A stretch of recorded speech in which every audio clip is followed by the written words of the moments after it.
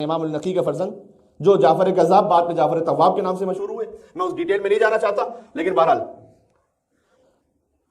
اللہ جانے توبہ کی تھی یا نہیں کی تھی. امام زمانہ کے بہرحال چچا ہے، لیکن رسول اللہ کا بھی ایک چچا ابو لہب تھا، ایک چچا ابو طالب تھے.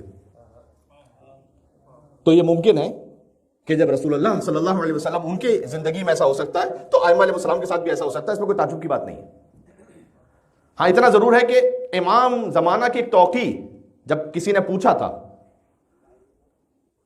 ان کے چچا کے بارے میں، حضرت جعفر کے بارے میں، کہ تو امام نے جواب یہ دیا تھا کہ میرے چچا کی مثال یوسف کے بھائیوں جیسی ہے. اب یوسف کے بھائیوں جیسی ہے، اس میں بعض لوگوں نے نتیجہ نکالا کہ حضرت یوسف کے بھائیوں نے انہیں کنویں میں پھینکا، ان پر ظلم کیا، لیکن بعد میں توبہ کی. جبکہ شیخ مفید کے کلام سے یہ اندازہ ہوتا ہے کہ یہ منفی مثال تھی جو امام زمانہ علیہ السلام نے دی تھی، نہ کہ مثبت پہلو کے حوالے سے. بہرحال اللہ سبحانہ وتعالیٰ جانتا ہے. میں اس وقت اس امر تحقیق اور اس پہ بیان میں نہیں ہوں کہ میں اس کی تفصیل میں جاؤں، لیکن ایک بات میں عرض کروں گا.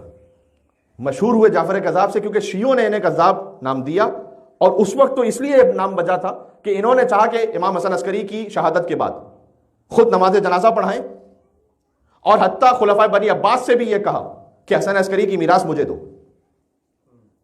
اور حضرت حجت 5 برس کے سن میں آگے بڑھے اور انہوں نے دامن کھینچ لیا اور کہا چچا امام کا جنازہ فقط امام پڑھا سکتا ہے، لہٰذا آگے بڑھ کر 5 برس کے امام زمانہ نے اپنے بابا امام حسن عسکری کی نماز جنازہ پڑھائی. لیکن ان کے کچھ چاہنے والے بہرحال تھے کہ جو گمراہ ہوئے اور انہیں امام ماننے لگے.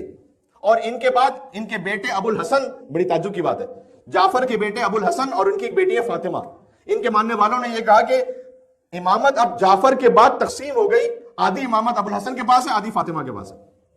کچھ عجیب غریب ان کے عقیدے بنے.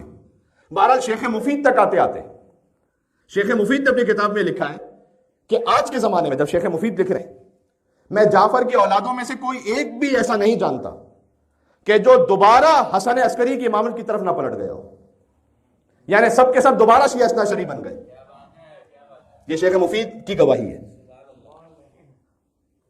اس زمانے کے جو شیعہ تھے نا، انہوں نے کیسے دلیل قائم کی کہ جعفر امام نہیں ہے بلکہ حضرت حجت امام ہے امام حسن عسکری کے بعد. ایک لطیف بات ہے، آپ سنیے گا. وہ کیونکہ امام صادق علیہ السلام کو تو سبھی مانتے تھے نا، یہ جو فرقے بن گئے امام صادق کو تو سب مانتے ہیں. تو شیعہ امام صادق کی ایک حدیث پیش کرتے تھے جو کتاب الکافی میں، کہ امام نے یہ فرمایا کہ لا تعودوا فی اخوین الامامہ بعد الحسن والحسین ابدا. یاد رکھو کہ حسن اور حسین کے بعد کبھی بھی 2 بھائی ایک ساتھ امام نہیں ہوں گے. یہ امام صادق نے پہلے ہی فرما دیا تھا.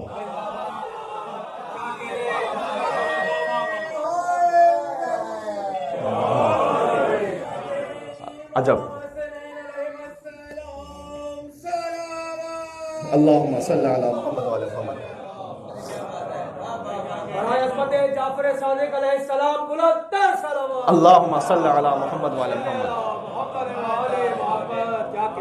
سبحان اللہ، کیا سبحان اللہ، سبحان اللہ. ایک جعفر صادق نے دوسرے جعفر کاذب کے لیے، یہ میں نے عمدن یہ بات کہی ہے، یہ حدیث مکمل کر لیتا ہوں پھر آپ کو سناتا ہوں. امام نے فرمایا تھا کہ 2 بھائیوں میں امامت پلٹ کر نہیں آئے گی حسن اور حسین کے بعد کبھی بھی.